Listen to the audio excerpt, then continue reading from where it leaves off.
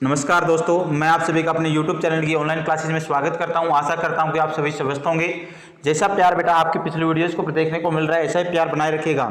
आज की बहुत ही इंपॉर्टेंट क्लास रहने वाली है आप लोगों के लिए बेटा। रीनल सिस्टम से रिलेटेड क्लास रहेगी, जिससे भी जितने भी most important question renal system के बेटा उनको डिस्कस करके चलेंगे। बहुत ही इंपॉर्टेंट क्लास रहने वाली है आने वाले एग्जाम्स के लिए। कोई भी एग्जाम उठा लेना बेटा। आज की क्लास की शुरुआत करते हैं। आज की क्लास का सबसे पहला क्वेश्चन आप लोगों की स्क्रीन के ऊपर, amount of blood filtered in renal capsule per minute is known as. उस मात्रा को क्या बोलेंगे बेटा जो कि ब्लड को फिल्टर किया जाता है रीनल कैप्सूल के द्वारा पर मिनट, प्रत्येक मिनट में फिल्टर किए जाने वाली मात्रा किसकी, ब्लड की रीनल कैप्सूल के द्वारा, उसे क्या बोला जाएगा? ग्लोमेरुलर फिल्ट्रेशन रेट बोला जाएगा, यूरिन पर मिनट बोला जाएगा, टाइडल वॉल्यूम बोला जाएगा, या ब्लड फ्लो पर मिनट बोला जाएगा। राइट आंसर देने की कोशिश करें सभी बच्चे, राइट आंसर देने की कोशिश करें बेटा, राइट आंसर देने की कोशिश करें। क्या बोला जाएगा देखिएगा, मैं फटाफट एक बात बताने की कोशिश करता हूं बेटा। अगर मैं बात चलो बेटा नेफ्रॉन का स्ट्रक्चर की, किसकी बेटा? नेफ्रॉन के स्ट्रक्चर की मैं बात करें, चलो बेटा देखिएगा, समझने की कोशिश करते हैं। थोड़ा सा स्पेस कम होने की वजह से डायग्राम थोड़ा सा अच्छा नहीं बन पाएगा, मे बी, फिर भी कोशिश करेंगे।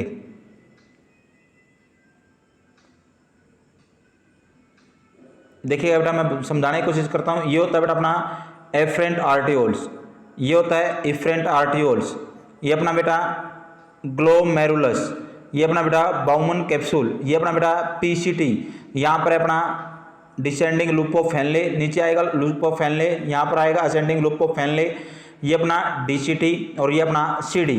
हमेशा याद रखिएगा बेटा, सबसे पहले अपने को फिल्ट्रेशन के लिए glomerular filtration pressure, glomerular filtration की अगर मैं बात करूँ, चलो बेटा समझने की कोशिश करते हैं। ग्लोमेरुलर फिल्ट्रेशन रेट के अंदर क्या होगा, अपने को दो प्रेशर चाहिए। एक तो चाहिए बेटा अपने को हाइड्रोस्टेटिक प्रेशर और एक चाहिए osmotic pressure.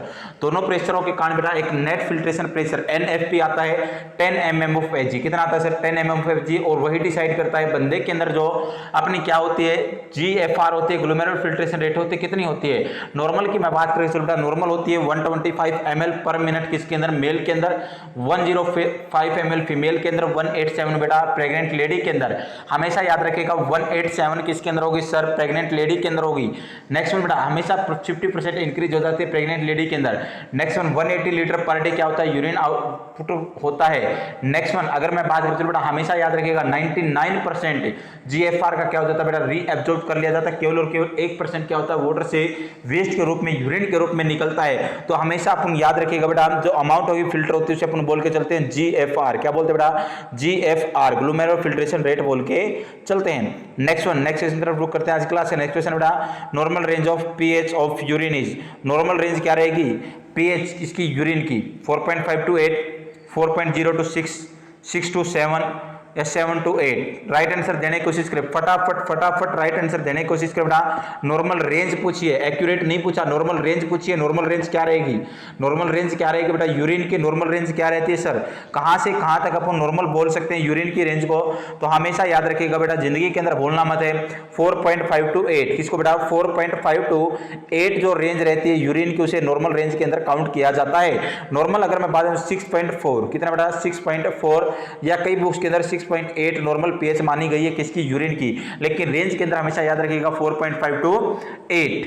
Next one, next question तरफ करते हैं। नेक्स्ट क्वेश्चन बेटा, in a dehydrated client urinary specific gravity will be. देखिएगा, एक डिहाइड्रेशन वाला बंदा है, डिहाइड्रेशन वाले बंदे के अंदर स्पेसिफिक ग्रेविटी यूरिन की क्या रहेगी?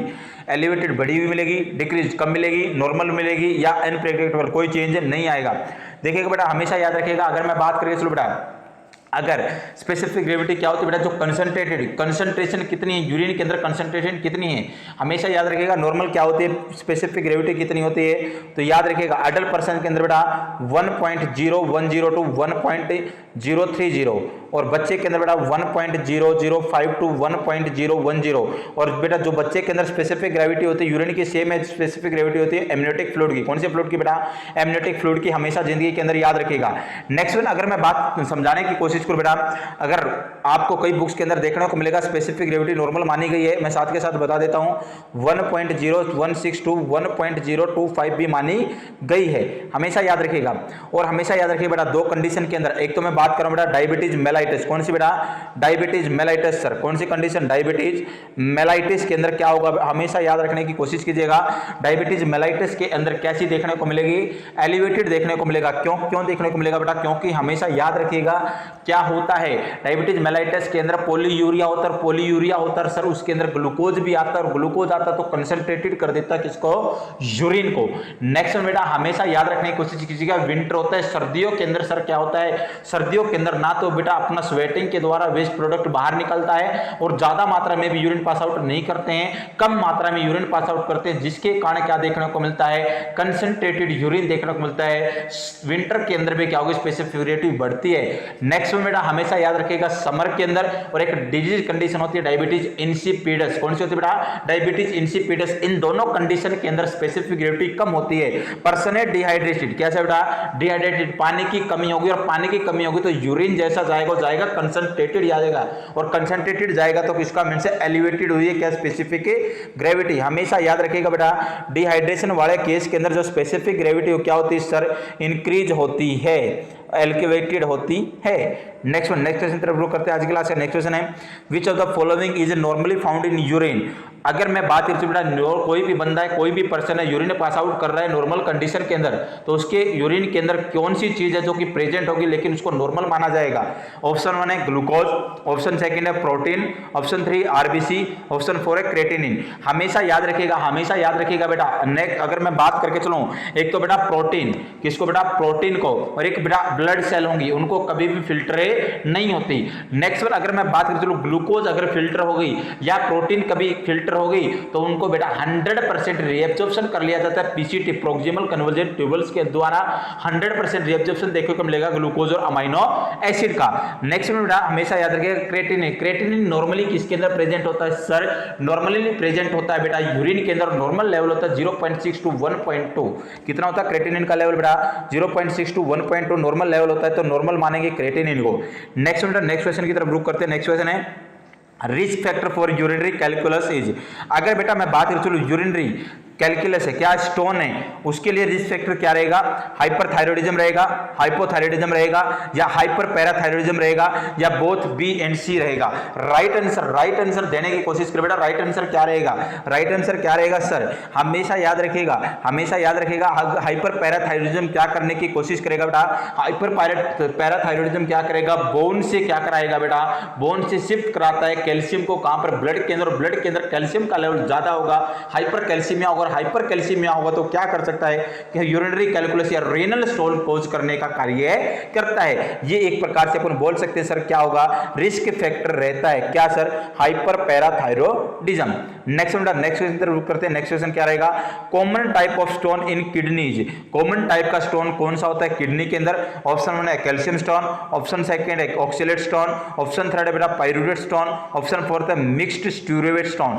फटाफट राइट आंसर देने की कोशिश करें, राइट आंसर देने की कोशिश करें बेटा। राइट आंसर क्या रहेगा, कैल्शियम स्टोन रहेगा, ऑक्सलेट स्टोन रहेगा, पाइरूवेट स्टोन रहेगा, मिक्स्ड स्टूरेट स्टोन रहेगा। देखिएगा बेटा हमेशा याद रखिएगा मोस्ट कॉमन टाइप का जो स्टोन होता है किडनी के अंदर पाया जाता है सर, कौन सा पाया जाता है, कैल्शियम स्टोन पाया जाता है। कौन सा पाया जाएगा बेटा, कैल्शियम स्टोन। राइट आंसर हमेशा याद रखिएगा कौन सा स्टोन सर, कैल्शियम स्टोन पाया जाता है। तो अपना राइट आंसर क्या रहेगा बेटा, अपना राइट आंसर रहेगा option first is the right answer.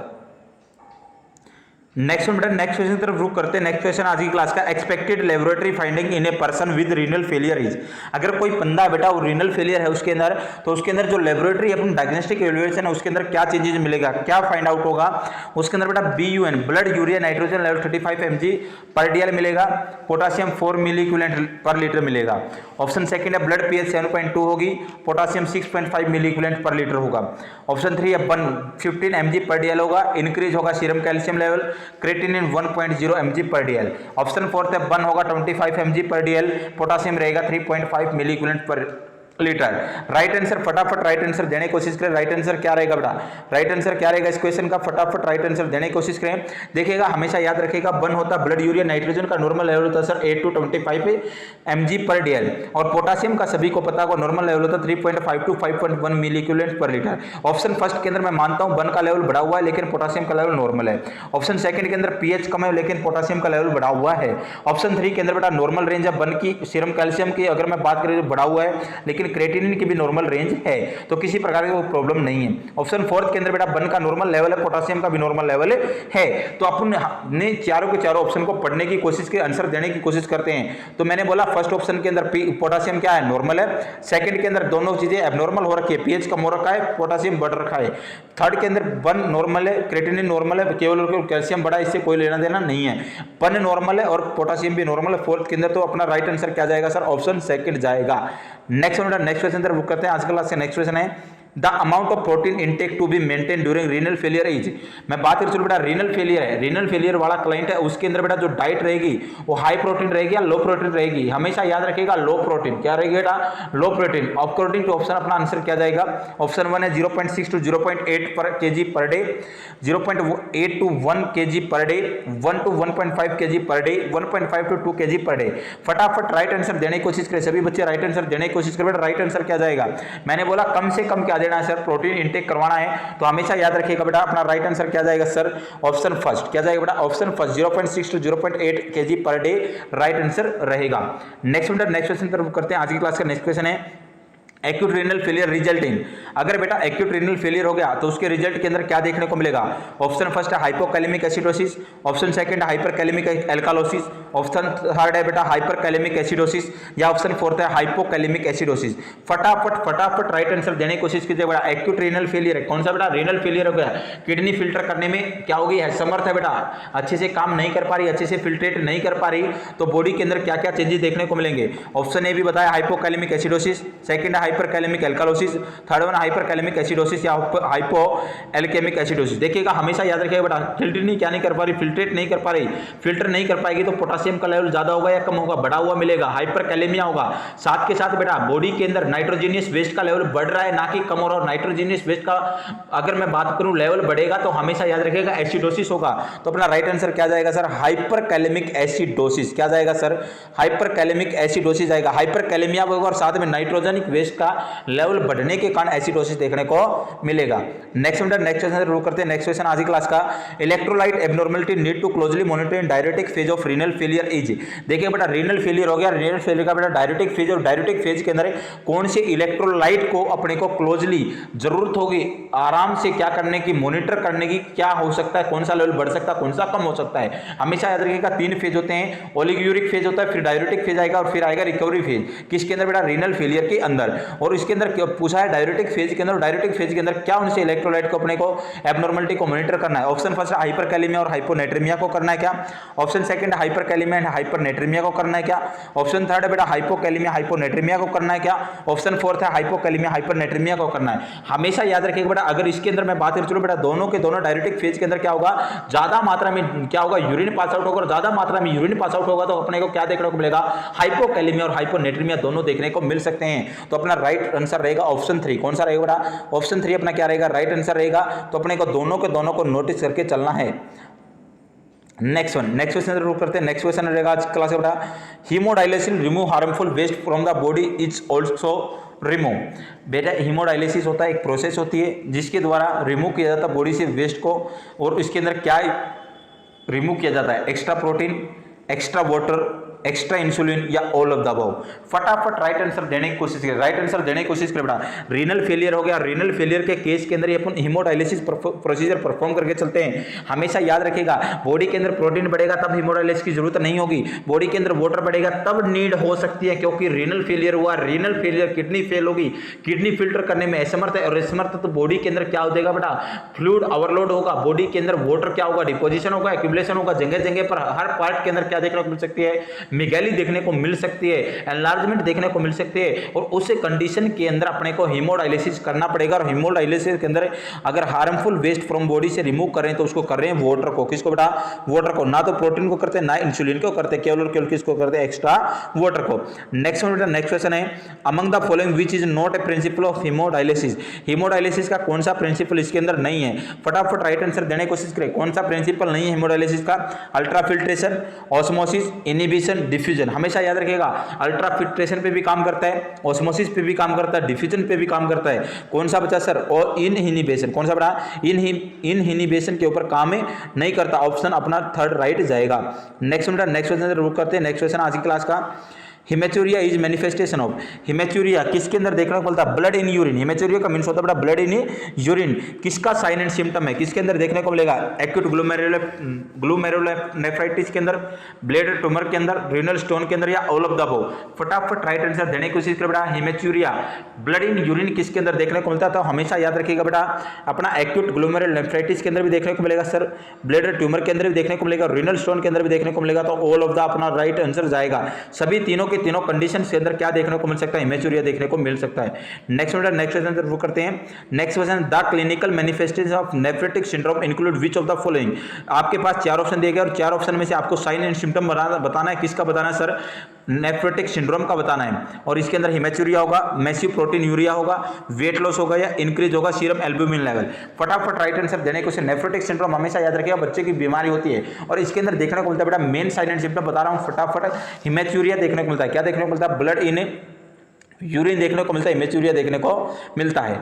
Next question आज की क्लास का, a nurse interviews the patient of a child recently diagnosed with glomerulonephritis. The nurse understand that which information collected during the assessment is most often associated with diagnosis of glomerulonephritis. एक बच्चा बेटा nurse है, admit हुआ है, patient है और भी child है और डायग्नोस्ड है ग्लोमेरुलोनेफ्राइटिस से। तो नर्स क्या समझेगी, कौन सी इंफॉर्मेशन को कलेक्ट करेगी असेसमेंट के दौरान कि डायग्नोसिस क्या हो सकता है ग्लोमेरुलोनेफ्राइटिस का?